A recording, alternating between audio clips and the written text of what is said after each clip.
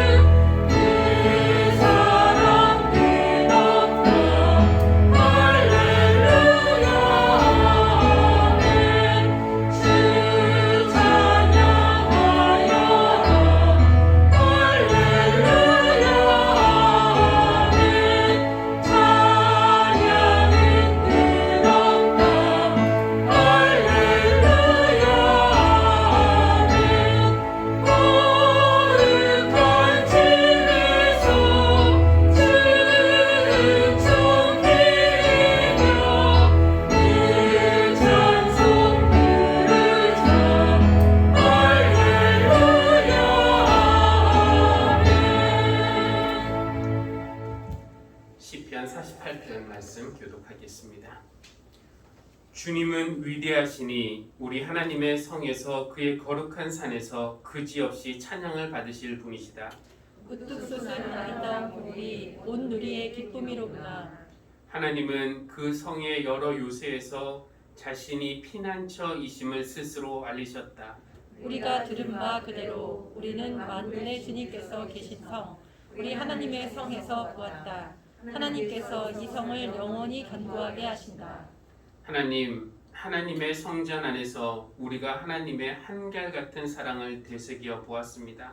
하나님 주님의 명성에 어울리게 주님을 찬양하는 소리도 땅끝까지 퍼졌습니다.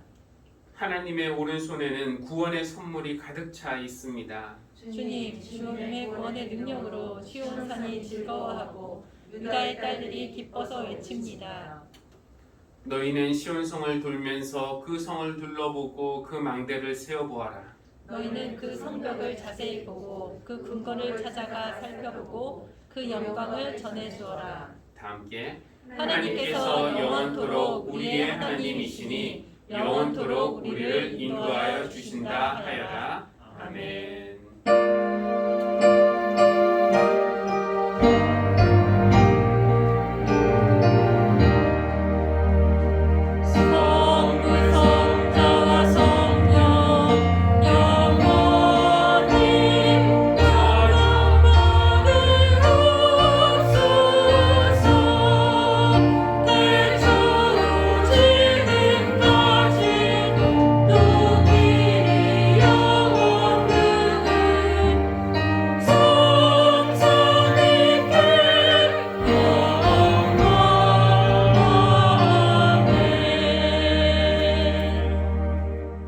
자리에 앉으시겠습니다.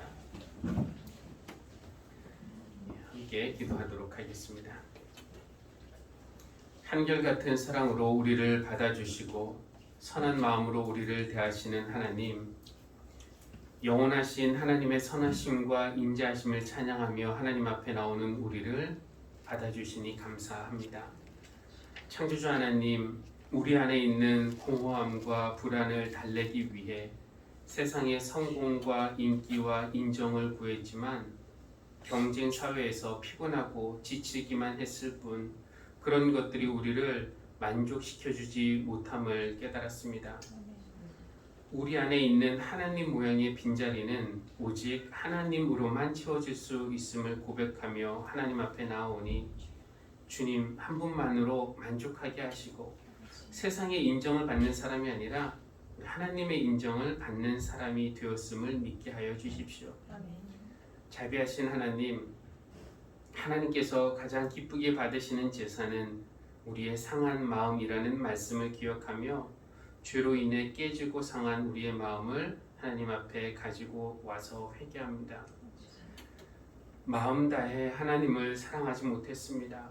하나님이 기뻐하시는 일보다는 나에게 기쁨이 되는 일을 먼저 생각하고 먼저 행했고 그러면서 하나님의 일은 게을리 했음을 고백합니다.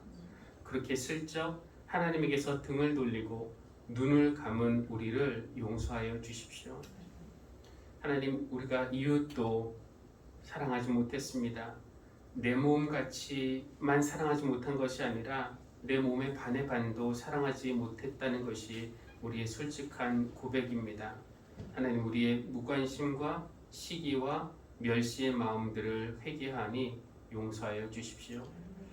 우리가 진실하게 뉘우치고 돌아설 때 하나님은 언제든지 용서하시고 우리를 새롭게 하실 뿐만 아니라 우리에게 하나님의 복을 맡기시고 세상에 그 복을 전달할 교회로 삼아주심을 믿습니다. 주님의 십자가 아래 모인 우리가 성령님이 주시는 새 마음으로 하나 되게 하여 주시고 각자에게 주신 은사를 따라 섬기며 협력할 때 우리 하늘씨앗교회가 주님께서 맡겨주신 일을 잘 감당할 수 있도록 힘을 더해 주십시오. 우리를 통해 하나님의 뜻이 하늘에서 이루어진 것처럼 땅에서도 이루어지기를 기도합니다. 어린이 예배를 통해서 말씀을 배우고 예수님을 알아가는 어린 우리 영혼들이 믿음과 사랑 안에서 건강하게 자라게 하시고 또 청소년들과 청년들에게 젊은이들의 생명력과 순수함 또 새로운 것에 도전할 수 있는 용기와 능력을 주셔서 이 땅에서 주님의 제자로 살아갈 때 부족함 없게 하여 주시고 또 세상이 그들을 통해서 주님을 볼 수 있도록 깨끗한 창문과 같은 주님의 청년들이 되게 하여 주십시오. 질병으로 아파하며 또 눌린 그런 교우들과 가족들이 있습니다. 치유하시는 분은 하나님이신 줄 믿사오니 주의 옷자락을 잡고자 하는 간절함으로 손을 뻗는 우리에게 건강을 허락하여 주시고 회복시켜 주시기를 간구합니다. 이 나라와 또 북한에 있는 동포들, 복음을 들고 낯선 곳으로 흩어진 선교사들, 어려운 이웃을 위해 헌신하는 모든 이들을 기억하여 주시고 하나님의 크신 은혜를 베풀어 주시기를 간구합니다. 오늘의 예배를 온전히 주님께 맡기며 예수 그리스도 이름으로 기도합니다. 아멘.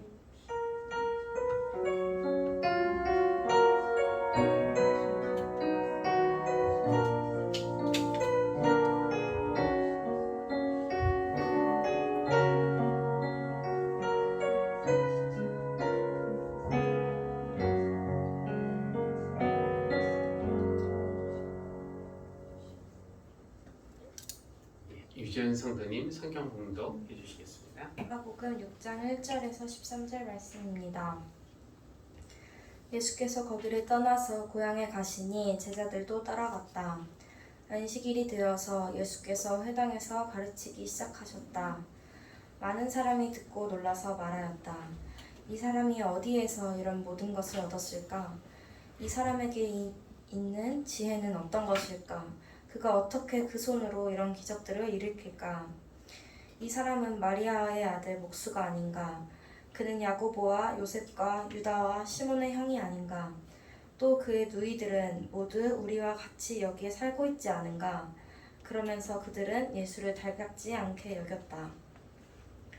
그래서 예수께서 그들에게 말씀하셨다. 예언자는 자기 고향과 자기 친척과 자기 집 밖에서는 존경을 받지 않는 법이 없다.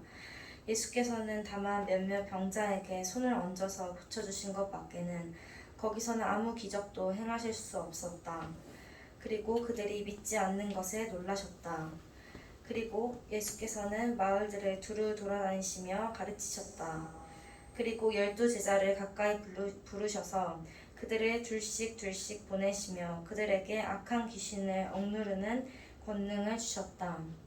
그리고 그들에게 명하시기를 길을 떠날 때에는 지팡이 하나밖에는 아무것도 가지고 가지 말고 빵이나 자루도 지니지 말고 전대에 동전도 넣어가지 말고 다만 신발은 신되 옷은 2벌 가지지 말라고 하셨다. 또 그들에게 말씀하셨다. 어디서 어느 집에 들어가든지 그곳을 떠날 때까지 거기에 머물러 있어라. 어느 곳에서든지 너희를 영접하지 않거나 너희의 말을 듣지 않거든 그곳을 떠날 때 너희의 발에 묻은 먼지를 떨어서 그들을 고발할 증거물로 삼아라. 그들은 나가서 회개하라고 선포하였다. 그들은 많은 귀신을 쫓아내며 수많은 병자에게 기름을 발라서 병을 고쳐주었다.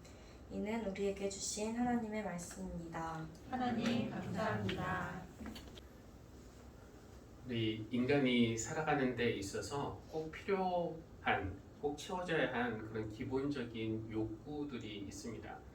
생리적으로 말하면은 식욕이나 수면욕이나 이런 것들이 있을 수 있겠고, 심리적인 면에서 가장 기본적인 것 중에 하나가 인정 욕구라고 합니다.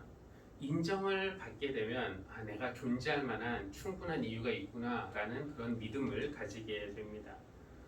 우리에게 그런 확신이 있을 때 내가 가치 있는 존재라는 그런 믿음이 생기게 되고 또 내 자신에 대해서 자신감 그리고 자부감을 갖게 되고요. 더 나아가서는 살아가는 맛을 느끼게 되죠. 살맛이 난다. 이런 것이 바로 행복 아니겠습니까? 그렇게 보면은 인정받는 일과 행복은 직결된다고 할 수가 있겠습니다. 제가 만약 가정에서는 남편으로 또는 아버지로서 인정을 받지 못한다라고 느낀다면, 또 교회 와서는 목사로서 인정받지 못한다라고 느낀다면은 저는 내가 이 일을 왜 하고 있지? 이렇게 혼란스러워할 것이고, 또 하는 일에 자신감도 떨어질 것이고, 또 행복하지도 않을 것입니다. 그러니까 인정을 받고 싶은 마음이 있죠. 그래서 인정받는 것이 중요하기는 하지만 반면에 내가 인정받지 못할 것 같은 그런 불안감 때문에 남의 인정을 구걸하는 것만큼 딱한 인생도 없습니다. 이미 인정을 받고 있다라는 그런 확신을 가지고 사는 사람과 남의 인정을 받기 위해 애쓰는 사람의 삶은 비교할 수 없을 정도로 큰 차이가 납니다. 한 가지 일을 하더라도 스스로 결정해서 당당하게 기쁘게 하는 대신에 내가 이걸 하면 다른 사람들이 어떻게 생각할까? 눈치 보고 내가 좋아서 하는 것이 아니라 다른 사람의 마음에 들기 위해서 그 일을 하게 된다면은 그런 사람은 자신의 삶을 사는 것이 아니라 남에게 보여지기 위한 그런 삶을 살아가게 될 것입니다. 물론 그렇다고 해서 다른 사람 신경 전혀 쓰지 않고 내 멋대로 살아도 된다는 것은 아니지만 인정받고 싶은 욕구 때문에 아니면은 인정받지 못할 것 같은 두려움 때문에 나를 잃어버리는 것, 몇십 년 살다가 나는 도대체 누구로 산 거지? 이렇게 후회하는 것은 참으로 안타까운 일입니다. 우리가 하나님을 믿는다는 것은 무엇이겠습니까? 우리를 지으신 그분이 이미 우리를 인정하셨다라는 것을 믿고 받아들이는 거 아니겠습니까? 비록 내 모습이 완벽하진 않지만 남들보다 뛰어난 건 아니지만 하나님이 나를 지으신 그분이 있는 모습 그대로 나를 받아주시고 날 그렇게 받아주신 하나님의 사랑을 내가 또 받아들여서 그래 하나님이 나를 인정하셨으니까 나도 나를 인정한다면은 우리는 그것만으로도 당당할 수 있는 것입니다. 그럴 때 우리는 세상의 인정을 받기 위해서 초조하게 일하는 것이 아니라 이미 하나님의 인정을 받았기 때문에 당당하게 세상을 위해서 일하고 섬기고 봉사할 수 있습니다. 그렇게 살았던 사람으로 바울이라는 사람이 떠오르는데요. 바울은 어떻게 보면 우리가 인정하지 않을 수 없는, 인정할 수밖에 없는 사람이기는 합니다. 숫자를 가지고 따지면은 바울은 당연히 1등일 겁니다. 3번의 선교 여행을 다니면서 그가 세운 교회의 숫자라든지 그가 전도한 사람의 숫자라든지 성경에 포함된 그가 쓴 편지의 숫자를 볼 때 바울이 기독교 역사에서 끼친 영향력은 타의 추종을 불허합니다.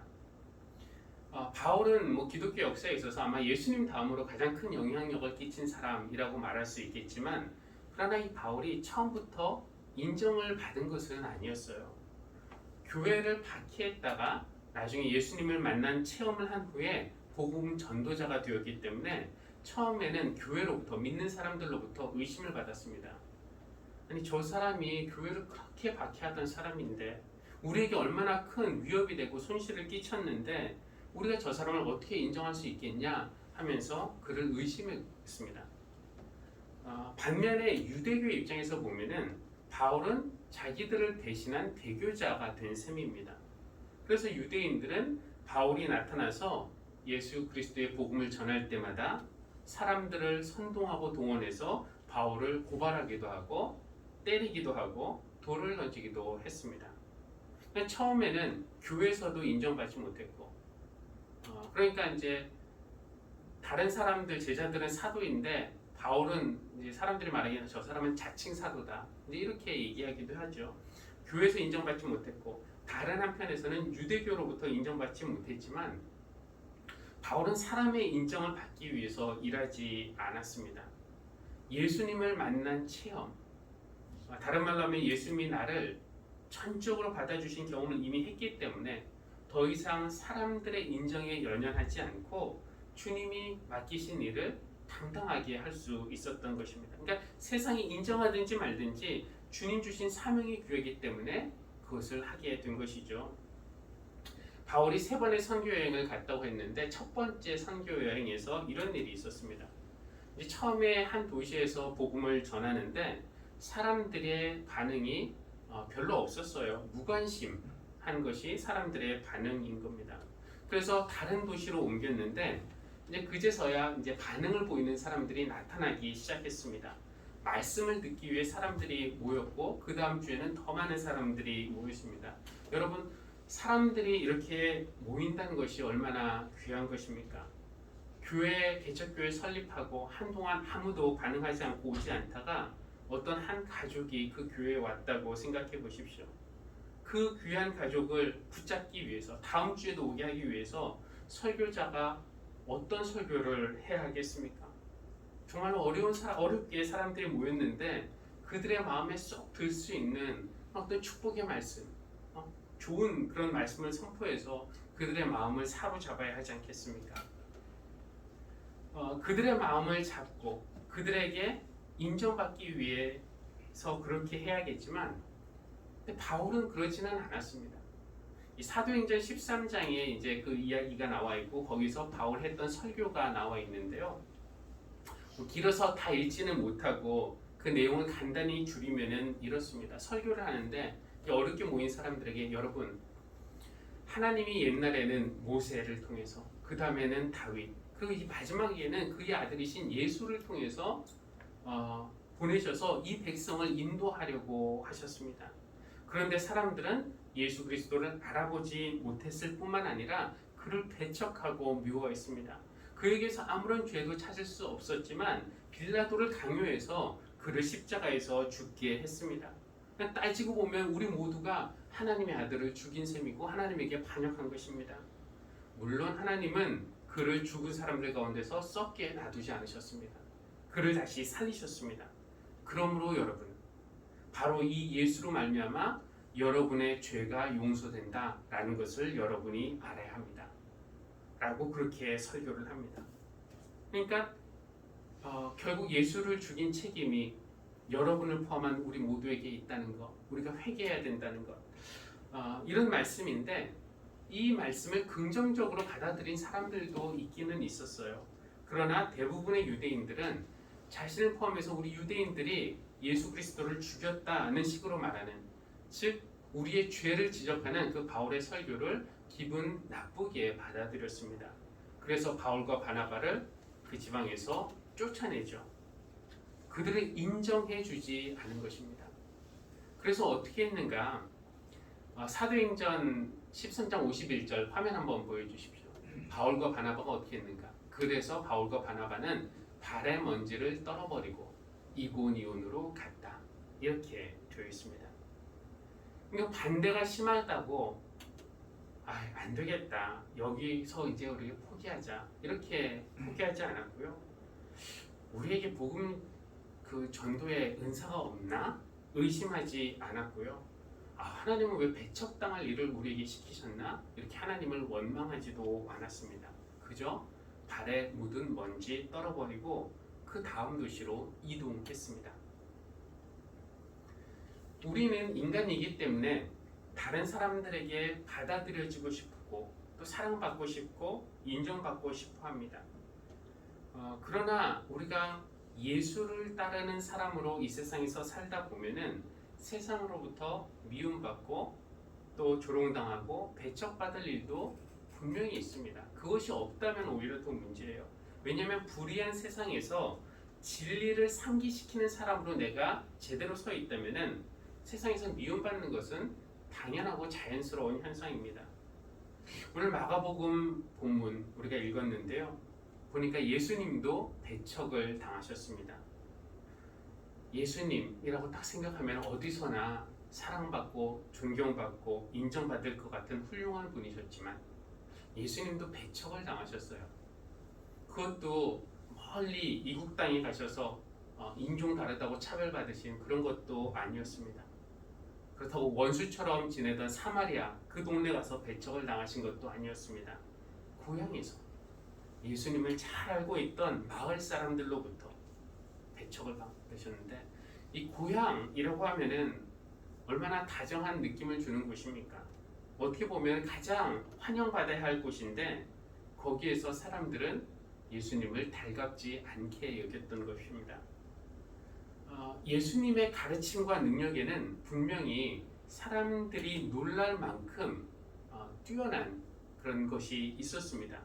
그런데 고향 사람들 생각에는 그 뛰어난 가르침이 다른 사람의 입에서 나오는 것이 아니라 예전에 우리가 대수롭지 않게 여겼던 그 목수의 아들의 입에서 그런 가르침이 나온다는 것, 그 엄청난 기적이 능력이 자기들이 예전에 결혼하기도 전에 임신했대 라고 수군거렸던 그 처녀의 아들의 손에서 나온다는 사실을 인정하기 어려웠던 겁니다.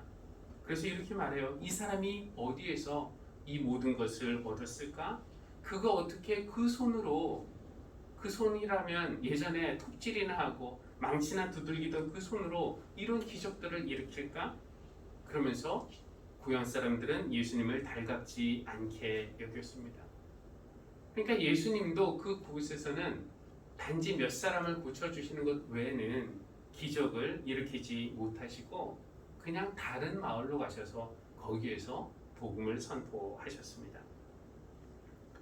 고향에서 인정받지 못한 예수님은 상처받으셨을까요? 외로우셨을까요? 가장 친밀해야 할 사람들이 차갑게 등을 돌릴 때 어찌 외롭지 않을 수 있겠습니까? 하지만 예수님은 외롭다고 투덜대지 않으셨습니다. 그것이 당신이 걸어야 할 길임을 인정하고 받아들이셨어요. 그리고 그 길은 예수님이 혼자 걸으실 길만이 아니라 그를 따르는 사람들도, 그러니까 우리들도 걸어야 할 길이라는 것을 제자들에게 가르치셨습니다. 어쩌면 배척받으시는 그 모습을 보여주심으로써 그 너희의 모습도 길도 이럴 것이다 라는 것을 가르쳐 주신 것인지도 모르겠습니다. 예수님이 고향에서 이 배척당하신 이야기 바로 뒤에 이어지는 것이 예수님이 제자들을 파송하시는 그런 내용이었습니다. 주님이 제자들을 둘씩 세상에 보내시면서 이런저런 지시들을 하시죠. 근데 특히 그들이 배척을 당할 때, 사람들에게 받아들여지지 않을 때 어떻게 하라 라는 그런 지시가 들어 있습니다. 이렇게 말씀하시죠. 화면 보겠습니다. 어느 곳에서든지 너희를 영접하지 않거나 너희의 말을 듣지 않거든 그곳을 떠날 때에 너희의 발에 묻은 먼지를 떨어서 그들을 고발할 증거물로 삼아라. 그러니까 바울과 바나바도 사람들이 복음을 받아들이지 않고 또 그들을 인정하지 않았을 때 발에 묻은 먼지를 떨고 다음 마을 이고니온으로 이동을 했고요. 예수님도 고향에서 배척당하셨을 때 물론 여기에 발에 묻은 먼지를 떨었다라는 표현은 없지만 대수롭지 않은 듯 그것이 끝이 아니라는 듯이 그냥 유유히 다른 마을로 이동하셨습니다. 저는 이 발에 묻은 먼지를 떤다라는 것이 사람의 인정, 세상의 인정을 받기 위해서 끝까지 애걸복걸하지 말라는 그런 말씀으로 들립니다. 거기에 목숨 걸지 말라는 거죠. 발에 묻은 먼지를 떤다라는 것은 스스로에게 이렇게 말하는 것입니다. 나는 이곳에서 내가 할 수 있는 최선을 다했습니다. 하지만 나는 한 곳에서 나의 모든 힘과 내가 가진 모든 것을 다 소진하진 않겠습니다. 내가 받아들여지지 않았다고 해서 여기서 상처를 받거나 포기하거나 좌절하지 않겠습니다. 나는 이제 복음을 들을 사람들이 있는 또 다른 곳으로 이동하겠습니다. 그곳에서 또 나의 최선을 다하겠습니다. 하나님이 나를 받으셨고 나를 인정하셨다는 사실 때문에 그 사실을 믿어서 자존심이 건강한 사람은 세상에서 인정받지 못한다고 해서 큰 타격을 받지 않습니다. 발에 묻은 먼지 떨어내고 가벼운 마음으로 다음 장소로 이동해서 거기에서 또 최선을 다해서 맡겨주신 일을 감당할 수 있습니다. 저는 오늘 이 마가복음 말씀과 또 바울과 바나바의 이야기를 통해서 공통적으로 느끼는 것이 있는데요. 예수 그리스도 안에는 그를 미워하게 할 만한, 그를 거부하고 배척하게 할 만한 무언가가 들어있다는 것입니다. 물론 우리 주님 안에는 아름다움도 있고 매력도 있어요. 오 아름다우신, 오 놀라우신, 위대하신, 형언할 수 없는 사랑이라고 우리가 찬양하는 그런 아름다운 면도 있지만 그것만 있는 것은 아닙니다. 그분 안에는 뭐가 있습니까? 우리의 양심을 아프게 찌르는 칼날 같은 날카로운 그런 말씀도 있고 우리의 속모습, 민낯을 적나라하게 드러내는 거울과 같은 거룩함도 있습니다. 그러니까 그분 안에 있는 거룩함과 선함, 그것은 그 자체로는 아름답겠지만 거짓과 불의에 머물러 있고 싶어하는 사람에게는 거부감을 일으키는 것이 된 것이죠. 그러니까 세상이 예수님을 불편해하고 싫어하고 배척하는 것은 당연한 일입니다. 근데 어디 세상만 그럴까요? 예수님을 믿고 받아들였다고 하는 우리도 어쩌면 예수님에게 고향 같은 곳이 되어야 할 교회도 사실은 예수님의 말씀을 온전히 다 받아들이지 못하는 것은 마찬가지입니다.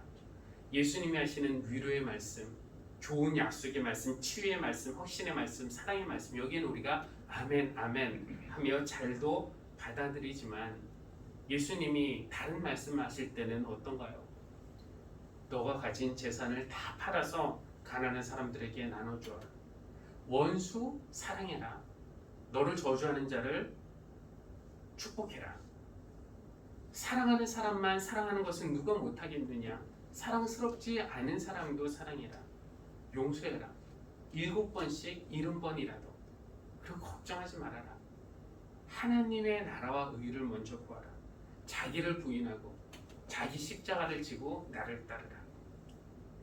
예수님이 고향에 가셔서 그랬듯이 오늘 우리에게 오셔서 이런 내용으로 말씀을 하신다면은 혹시 우리도 겉으로는 아니겠지만 속으로 예수님의 말씀을 외면하거나 예수님을 배척하는 사람이 되지 않을까 조심스럽습니다. 왜냐하면은 예수님은 세상에서 진리의 길, 생명의 길, 십자가의 길을 가시면서 우리에게 동행이 되어달라고 그렇게 부탁하시는데 우리는 아쉬울 때는 주님 주님 하면서 잘도 찾다가 조금 평안해지면은 주님의 부르심을 못 들은 채 하든지 아니면 바쁘다는 핑계를 대고 사는 그런 모습으로 살아가고 있기 때문에 그렇습니다. 예수님도 사람이셨기 때문에 인정 욕구가 없지는 않았겠지만 우리 주님은 사람에게서 그 인정 욕구를 해결하려고 하지 않으셨어요. 모두가 나를 인정해주고 사랑해주고 좋아해주는 것이면 이런 것은 사실 비현실적인 기대감 아닙니까? 내게 가장 중요한 사람이 나를 인정해주면은 그 되는 거 아닙니까? 그러니까 예수님이 세상에서 배척당하셔도 가볍고 당당하실 수 있었던 이유는 예수님에게 가장 중요하신 하나님, 그 하나님의 인정을 이미 받았다라는 그런 확신을 가지고 계셨기 때문입니다. 그래서 요한복음에서 또 세상이 예수님을 받아들이지 않았습니다. 예수님이 세상을 창조하셨지만 그 세상이 예수님을 받아들이지 않으셨을 때 예수님은 이런 말씀을 하십니다. 화면 한번 보겠습니다. 나를 보내신 분이 나와 함께 하신다. 이거면은 다 된 거죠. 그분은 나를 혼자 버려두지 않으셨다. 그것은 내가 언제나 아버지께서 기뻐하시는 일을 하기 때문이다. 예수님은 우리도 주와 같이 되기를 바라십니다. 우리 주님 안에 세상이 배척할 만한 진리와 선함과 거룩함이 있듯이 우리 안에도 그런 하나님의 성품들이 있기를 주님은 바라십니다. 주님이 배척하실 때 좌절하거나 무너지거나 상처받지 않으시고 대신 신에 묻은 먼지를 털어내고 다른 마을로 가셨던 것처럼 우리 주님은 우리도 그렇게 당당하고 가볍게 살기를 원하십니다. 방법은 다른 것이 아니에요. 우리도 우리에게 가장 중요한 분은 하나님이다 라고 정하면 되는 겁니다. 우리를 지으신 하나님은 이미 우리를 받아주시고 인정해 주셨습니다. 나를 지으신 하나님이 나를 인정해 주시고 그래서 나도 나를 인정하면은 그것으로 충분하지 않습니까? 그것이 조금 부족하다면은 우리가 교회가 서로를 있는 모습 그대로 그러니까 세상의 논리가 여기에 그대로 적용되는 것이 아니라 여기에서는 하나님 나라의 논리 우리가 있는 모습 그대로 좀 부족하더라도 받아주고 인정해주는 그런 교회가 되어주면 좋겠습니다. 사랑하는 교회 여러분, 주님과 같이 되시기를 바랍니다. 하나님이 나와 함께 하신다라는 그런 확신을 가지고 당당하게 또 하나님의 성품을 닮아 거룩하고 선하게 또 배척당할 때도 가볍고 당당하게 그런 우리에게 그런 자존감과 당당함을 가질 수 있도록 우리를 있는 모습 그대로 받아주시고 인정해주시고 좋아해주시는 우리 하나님께 감사를 드립니다. 우리 찬송가 454장 주와 같이 되기를 함께 찬양하겠습니다.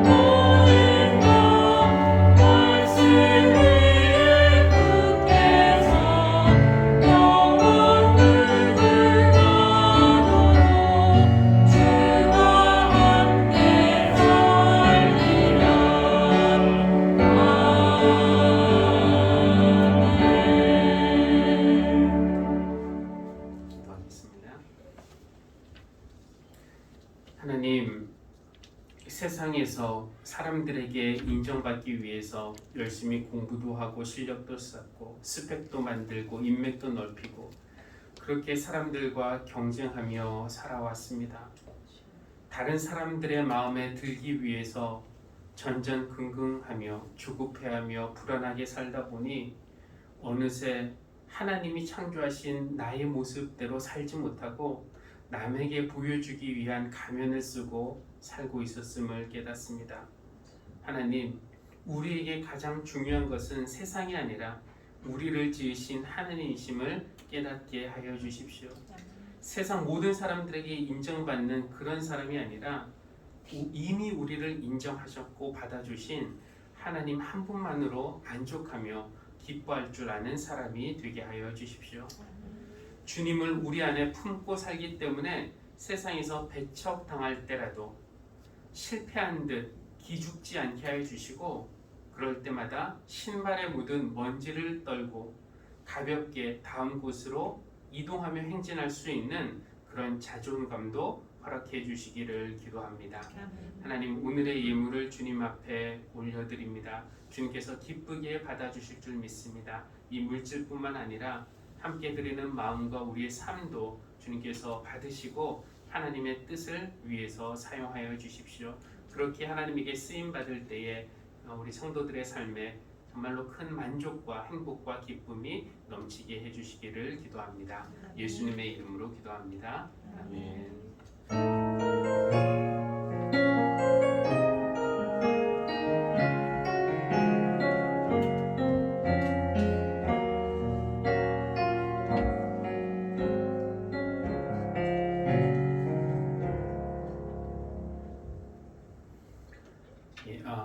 교회 소식 알려드리겠습니다. 이 주중 모임은 늘 있는 그런 모임들인데요. 새벽 기도의 범위는 사사기 12장부터 16장까지이고 금주 수요일 저녁 예배는 출애굽기 함께 공부하는 시간 갖도록 하겠습니다. 청년부 주 모임은 목요일 날 있고요. 또 금요일에는 골방 기도회가 있습니다. 오늘부터 어린이 예배 대면으로 드립니다. 생각보다 어린이들 교사들까지 하면은 사람이 많아서 저 안에서는 방역 수칙 때문에 드리기 어려워서 이곳에서 드려야 할 것 같습니다. 그래서 예배 이후에 또 이제 금방 11시 아직 그래서 조금 일찍 예배를 좀 끝내기는 했는데 이곳에서 11시부터 어린이 예배가 있다는 거 기억해 주시고 또 7주 동안 섬겨 주실 배구진 선교사님에게도 감사드립니다. 오늘 같이 나와서 1부 예배 우리 함께 드렸는데 아마 수요일 날 오신 분들은 대부분 아실 테고 또 잠깐 일어나서 박수로 환영해 주시면 좋겠습니다. 자녀들을 셋도 같이 왔나 이미 왔고요. 또 조카들도 왔습니다. 그러니까 어린이들이 좀 북적북적 할 거예요. 그리고 코로나19가 다시 확산세에 있습니다. 원래 오늘부터 좀 새로운 방역수칙 따라서 30%를 할 수 있는 것이었는데 다시 이제 2단계가 조금 더 유지됩니다. 그래서 다음 주는 어떻게 될지 모르겠는데 교회에서도 이런 방역수칙들 잘 지켜주시기를 바라겠습니다. 섬기는 분들 수요 대표기도와 또 다음 주 예배 의원도 주보를 참조해 주시면 좋겠습니다. 우리 자리에서 일어나서 찬송가 620장 1절 함께 찬양하겠습니다.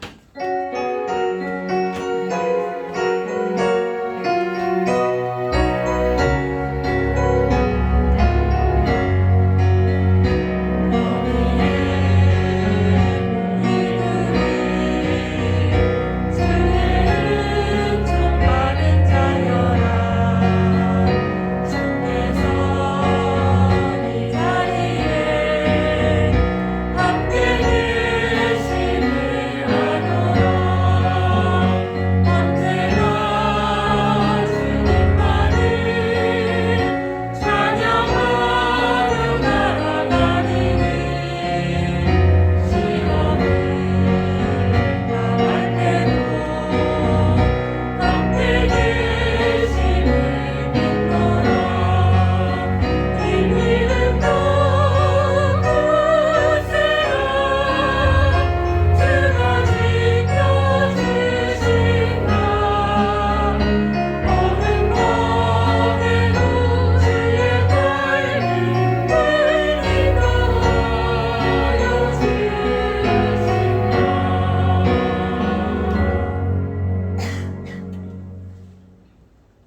이 땅에 오셔서 진리의 길, 생명의 길 가시면서 우리에게 동행이 되어달라고 하시는 우리 구세주 예수 그리스도의 은혜와 너는 내 사랑하는 자녀다 라고 하시면서 이미 우리를 인정해주고 받아주신 창조주 하나님의 사랑과 하나님이 함께 하심을 확신하게 하시며 배척당할 때에도 상처받는 대신 발에 묻은 먼지를 떨고 가볍고 당당하게 걷게 하시는 성령님의 위로와 사귐이 오늘 예배하는 모든 사랑하는 성도들 위해 지금부터 영원까지 늘 함께 하시기를 간절히 축원합니다. 아멘.